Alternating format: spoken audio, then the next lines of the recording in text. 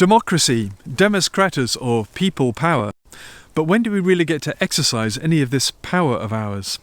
Every 5 years on average. That's once every 1,800 days-ish. And even when the day does arrive, eventually, and somehow you manage to get to the booth between dropping off the kids, commuting work and dinner, it isn't as if we get to vote on the changes we want, as we're limited to just 2 or 3 parties, leaving us to opt between the lesser of 2 evils. Or 3.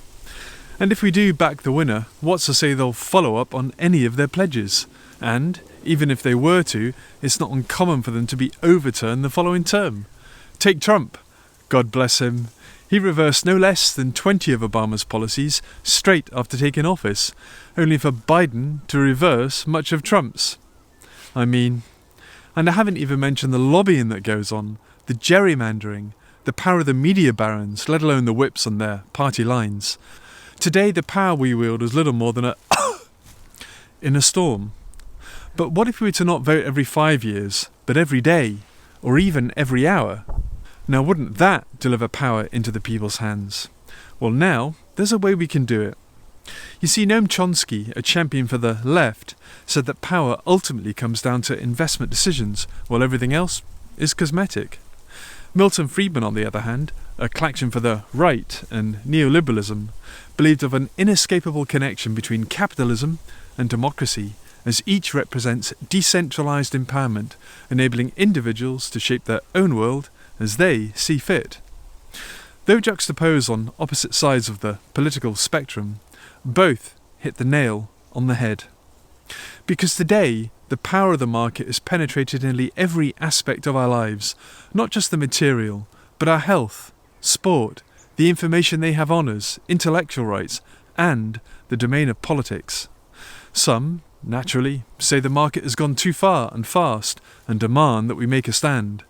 Yet rather than draw further divisions, what Neo-Eco-liberalism proposes is to do away with them and to step up to play the market at its own game.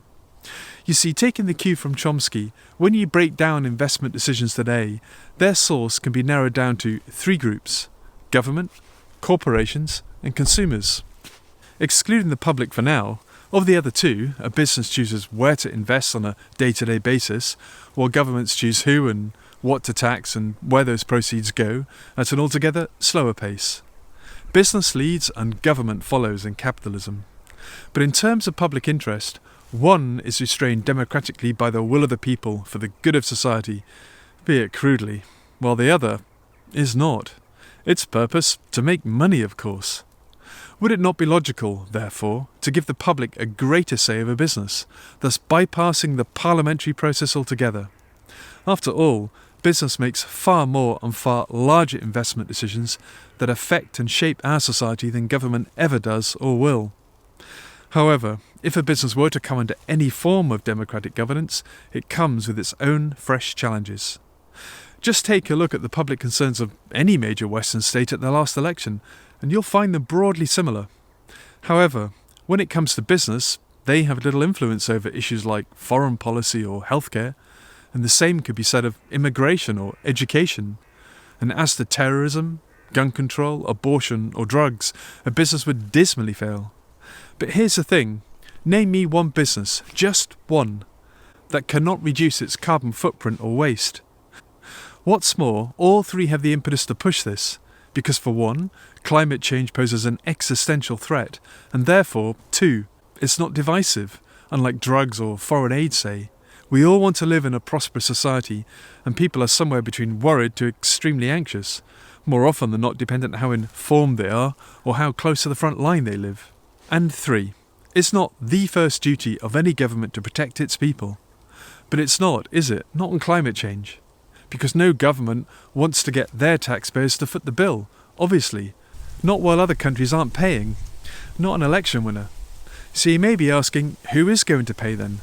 Well, I'm glad you asked, because that returns us to the only other public concern any business can not only help to tackle, but has an innate ability to deliver on, a stronger economy. If not the number 1 issue on the agenda, the economy is permanently up there for voters the world over. Not that people want a stronger economy per se, but the benefits they perceive it brings: jobs, promotion, along with all the trappings. However, a certain Professor Solow, a Nobel laureate, discovered a growing economy doesn't necessarily deliver these. Only one thing does: investment.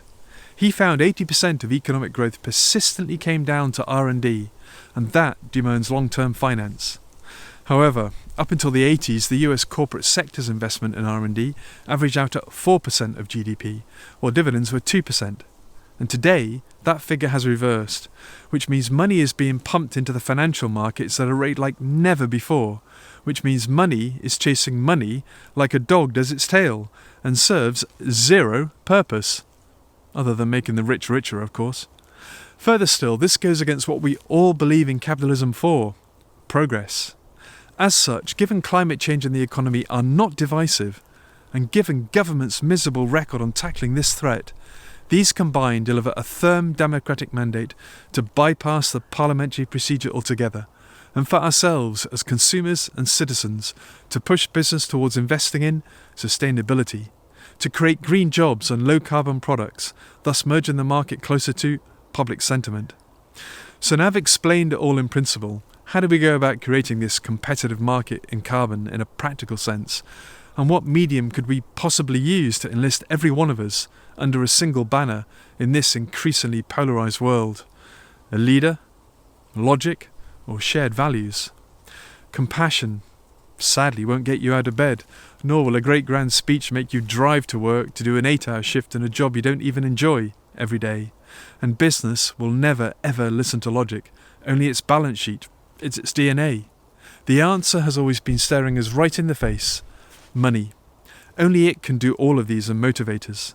The time has come again to change it, by injecting sustainability into money itself, so it's not just used to measure knowledge, labour and skill like it does today, but measure the value of a company, along with their brands, on their ability to create cleaner and greener products and business practices, so it refocuses capitalism towards saving our planet, not following this growth for growth's sake.